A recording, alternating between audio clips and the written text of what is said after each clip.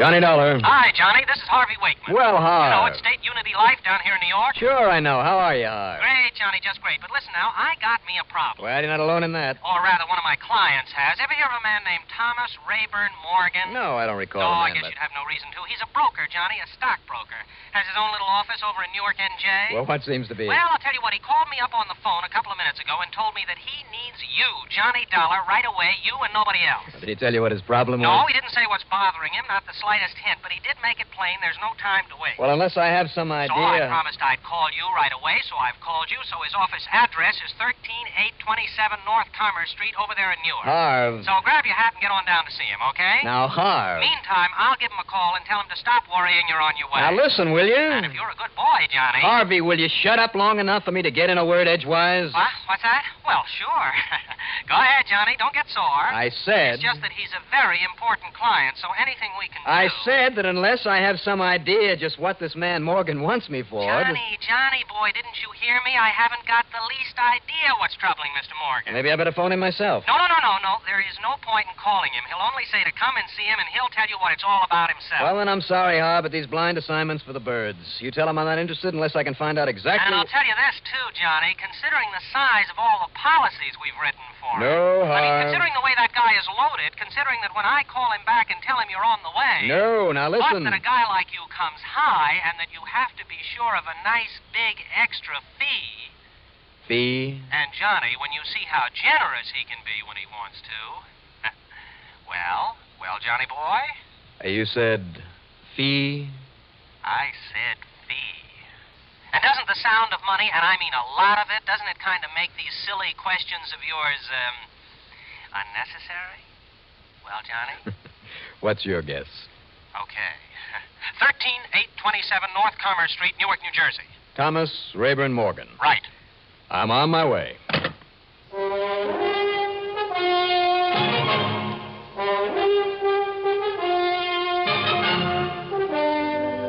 The CBS Radio Network brings you Bob Reddick in the exciting adventures of the man with the action-packed expense account, America's fabulous freelance insurance investigator. Yours truly, Johnny Dollar.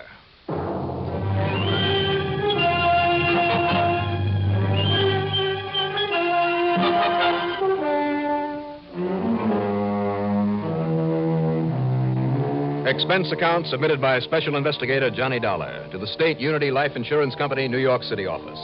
Following is an account of expenses incurred during my investigation of the Lone Wolf matter.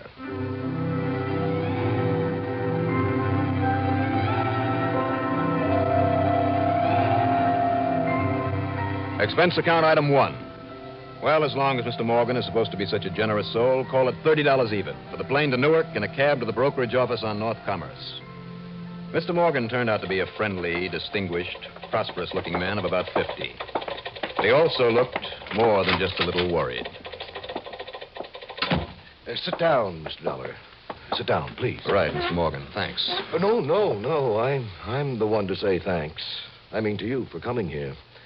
Strictly speaking, this is not an insurance matter, but to tell you the truth, you're the only one I know of who might be able to help me in this situation. Now, why is that, sir? Well, I mean, help me with a proper regard for its confidential aspects. You see, I haven't dared to contact the police about this matter, not even the authorities down there in Philadelphia. Now, why Philadelphia? Well, that's where the letter came from. What letter is that, Mr. Morgan?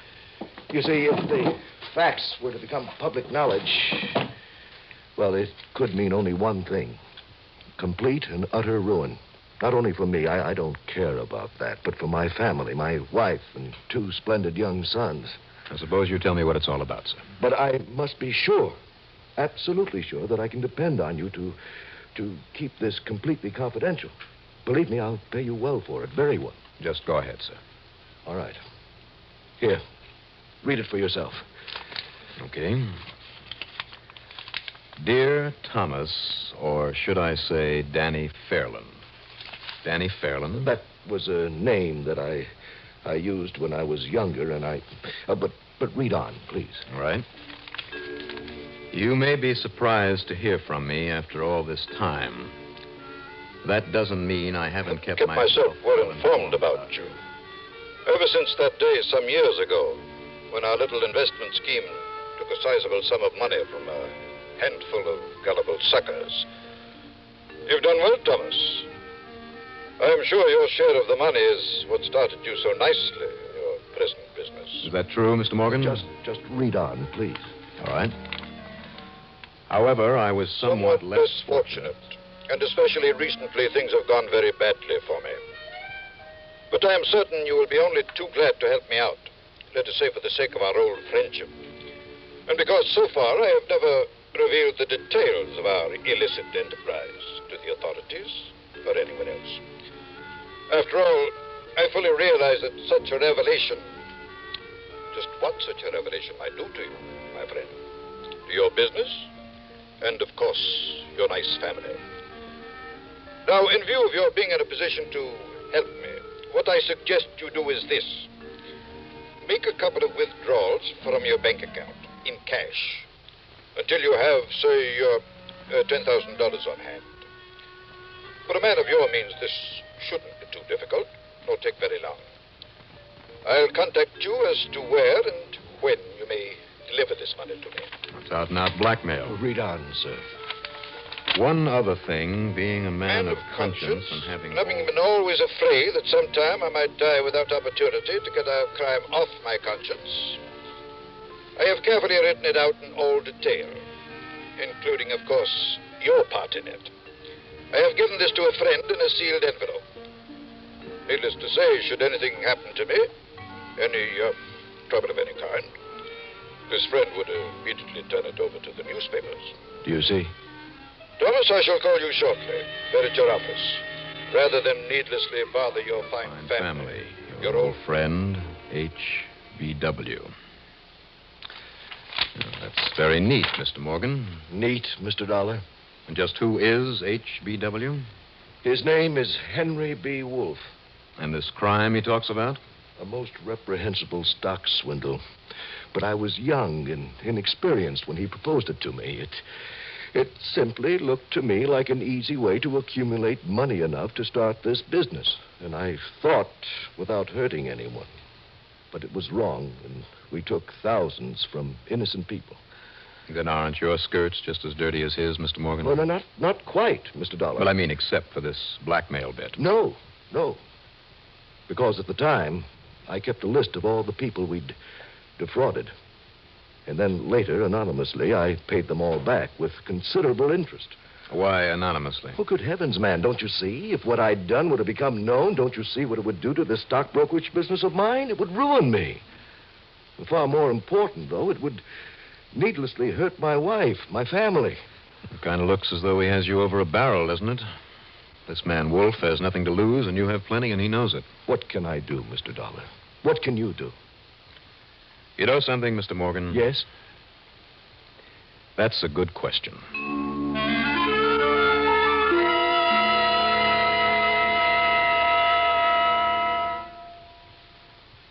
Johnny Dollar's adventures take him to many out-of-the-way places around the world.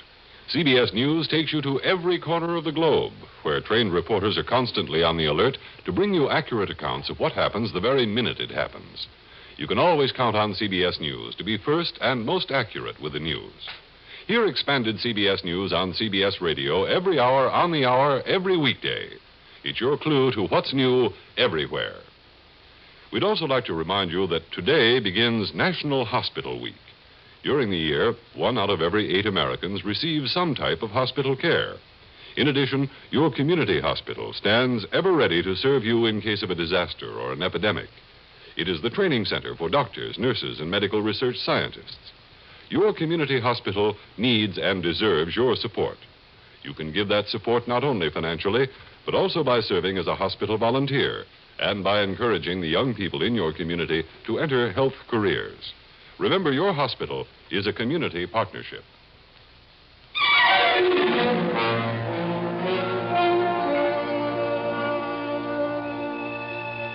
Morgan convinced me that he was telling the truth.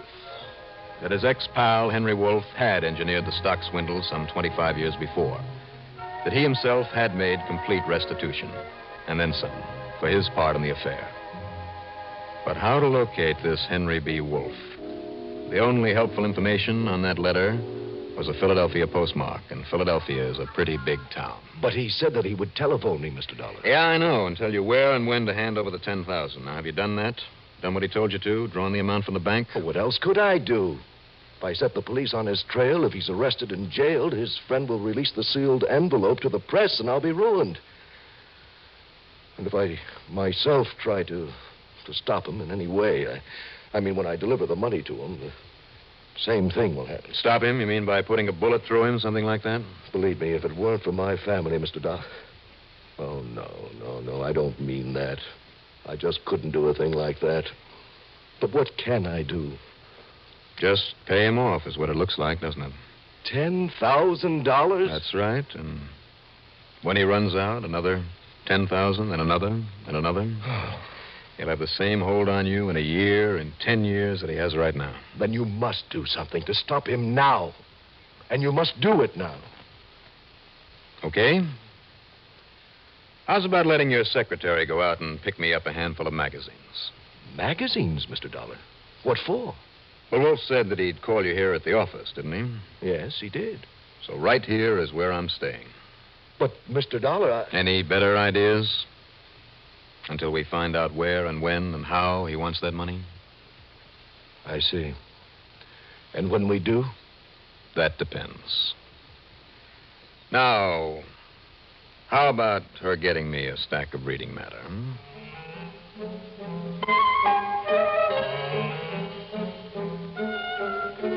In the 3 days that followed, I plowed through 4 mystery magazines, 3 paperback novels, a lot of back copies of the Wall Street Journal, and all the daily newspapers available, including the funny papers.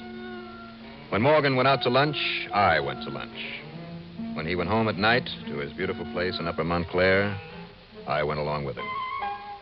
He introduced me to his wife as an old college chum spending a few days in town. But I think Mrs. Morgan kind of wondered why more of our small talk wasn't about the old school tie. She was a lovely woman. I could well understand why Morgan would never want to hurt her. She showed me pictures of the boys. They were good-looking kids, too, both going to Princeton, both doing very well. But then, the afternoon of the 3rd day, there in the office, came the phone call that we'd been waiting for. At a sign from Mr. Morgan, I carefully picked up the extension phone. Hello? Hello? I'm still on, Henry. I heard a clicking noise. Thought you'd hung up. And, listen, Thomas. There's no way you can trace this call. I'm using a dial phone. I'm sure you're prepared for anything, Henry. Exactly. In other words, Thomas, you have no choice but to, shall we say, lend me the money that I need. I know. I'm glad you do. You see, any attempt to call in the police or do me bodily harm can only result in the full story of our...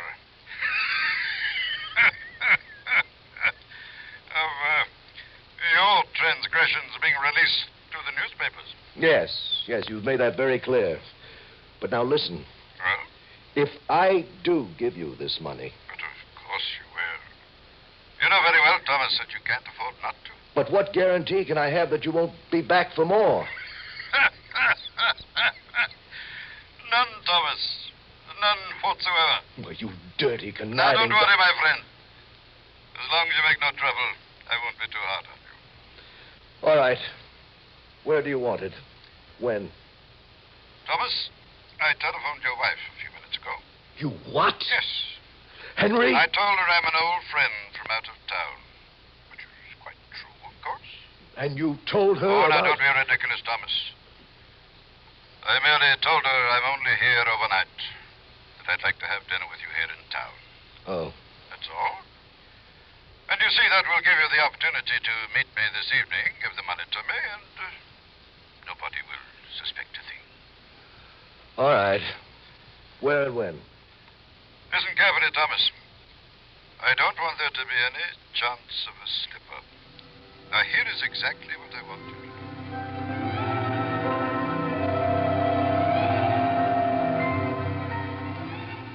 Well, now we know. Yeah, Mr. Morgan.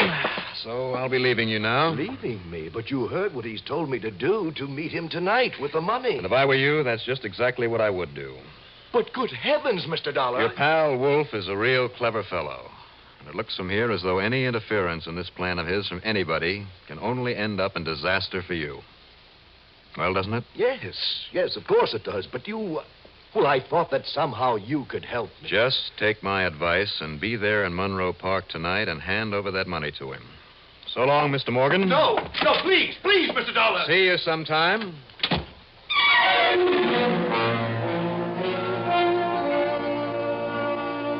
Expense account item 2, a dime for a telephone call. And then item 3, $11.70 for some early cocktails and dinner at the tavern with an old friend of mine, Judge Amos Ordway, retired. The judge had been around for a long time and has a good memory. Yes, Johnny, I recall that investment swindle very well. I was a lawyer then, and some of the people seeking their money back from those two swindlers were clients of mine. You mean from Henry Wolfe and Mr. Thomas? Thomas?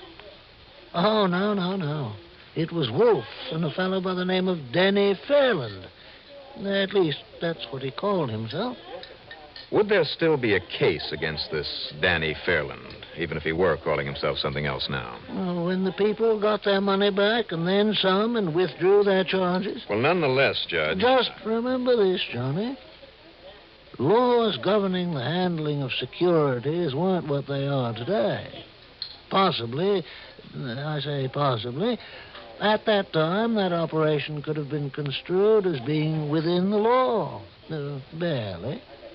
But, even more important, suppose the less guilty of the two, perhaps the one who called himself Denny Fairland, suppose that ever since then he has lived a wholly exemplary life, more than merely made up for his youthful indiscretion. I see. Yes. In other words, you know full well the name of the man who used to call himself Danny Fairland. Now, what are you talking about, Johnny?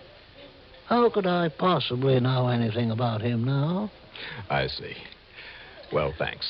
Incidentally, though... Yes, sir. If you should happen to need the services of a good, completely dependable stockbroker here in town, may I recommend a man by the name of Thomas R. Morgan? It was after dark by now, but I still had plenty of time. Item 4... $1 even for a cab to the southern edge of Monroe Park. Trying to bribe a certain key from one of the guards about to go off duty wouldn't work. So I did the only thing I could think of at the moment and helped myself to it after roughing him up a little, but then tucking a sawbuck into one of his pockets. As a result, the appointed meeting place, a little tool shed there in a dark, tree-covered corner of the park, held not only me, but the guard. He lay quietly among the rakes and shovels, securely bound and gagged. The time passed slowly. 9 o'clock, 10 o'clock. It began to get chilly, uncomfortable, and I began to feel a bit uneasy. Finally, as a distant clock boomed out 11, I heard footsteps outside the shack. Footsteps of only one, however, pacing slowly back and forth. I hoped it was Thomas Morgan. But what if Wolfe played it smart and didn't show? Gently as possible, I opened the door a bit, just a crack. And then I froze because I heard the steps of another man.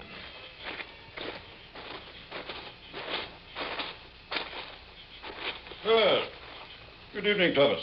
Henry, I didn't think you were coming. You said 11 o'clock. What's that? That noise? What? Nothing. You're late. You didn't think I'd meet you in a place like this without first making certain you hadn't been foolish and tried to bring someone along with you? I wish to heaven I had been able to. In which case, the friend I told you about would release the information in the sealed envelope to the papers. And in 24 hours, you'd be ruined. Oh, Thomas, don't ever make that mistake. You mean if you should do this to me again? Exactly. And I probably will. There's nothing you can do about it. Ever. Now the money, please. Very well, Henry. Here you are. Splendid. Thank you. Now, Thomas. Oh, you aren't going to count it? Or should I? You know, I trust you implicitly. Even as you can trust me. You now leave by the south gate and go home. I'll just wait here to be sure that you do. Good night, Thomas. Oh, not bad for an evening's work. Not bad is right, buddy. That is for me. I'll take that dough from you. Come on, come on. Thanks. Who are you? Blackmail racket, huh? What are you talking about? What I heard from inside the shack. Put down that gun now and listen to me. Nah, you listen to me, buddy. You got that poor guy on a string, so maybe I can take him too, huh? You? Sure. Who are you? Somebody's holding some dope on him in a sealed envelope, huh? No. That's what you told him. So if I get the envelope, whatever's in it, I can put the B on him too, huh? No, please, you don't understand. No, and whatever it is you know about him, you're doing okay. And now, friend, when you lead me to that envelope, I'll have a racket of my own, right? So, buddy, if you want to stay alive, you take me to that envelope. But there is none. You lying buster. No, I'm not. That's the truth. And put that gun away. Now, listen. You don't produce that envelope for me, all I got to do is blow your lying head But off. I tell you, there is none. That was just a bluff to keep him on the hook. I swear it. That was only a bluff. You think for a minute I'd ask anyone else in with me on a thing like this? You mean you're just a lone wolf? Mr. Wolf? Believe me, I'm the only one. How do you know my name? It happens to be my job. My name is Johnny Dollar. Investigator? That's right. Your friend Morgan is a client of mine. Oh, I see. Now, should we take a little walk? Why? Are you kidding? You're all through, Wolf. Am I? You bet you are. That's where you're wrong, Dollar. You're forgetting that the only names connected with that stock swindle years ago were yours and that of a man who called himself Danny Fairland. Yes, and Danny Listen, Fairland... if a crook like you tried to claim that today Danny Fairland is somebody else, you think anybody believe you? Yes. Because, Dollar, if I tell what I know... You'll only hang yourself. Not for the swindle that nobody cares about anymore, but for this blackmail bit. As for any tales about the past you might think of telling, you can take my word for it, they'll never hit the papers. You see, I know a judge. Well, Mr. Wolf, turn him in. Take the chance that he might be able to hurt Thomas Morgan, or let him go with the full knowledge that I could prove a charge of blackmail against him. What would you have done? Oh? Well, that's just exactly what I did. Expense account total, including incidentals, $88.40. Yours truly, Johnny Dollar.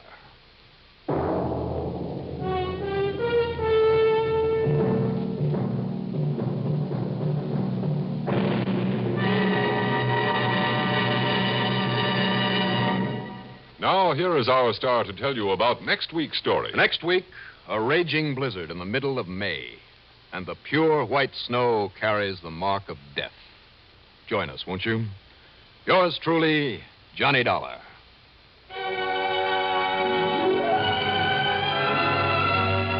Yours truly, Johnny Dollar, starring Bob Reddick, is written by Jack Johnstone, produced and directed by Bruno Zerato Jr., musical supervision by Ethel Huber. Heard in our cast were Santos Ortega as Henry B. Wolfe, Sam Gray as Thomas Morgan, William Redfield as Harvey Wakeman, Robert Dryden as Judge Amos Ordway. Be sure to join us next week, same time, same station, for another exciting story of Yours truly, Johnny Dollar. This is Art Hanna speaking. The laughs are on Arthur Godfrey every weekday on the CBS Radio Network. You've been listening to the OTR Gold Network. Find more classic radio at otrgold.com.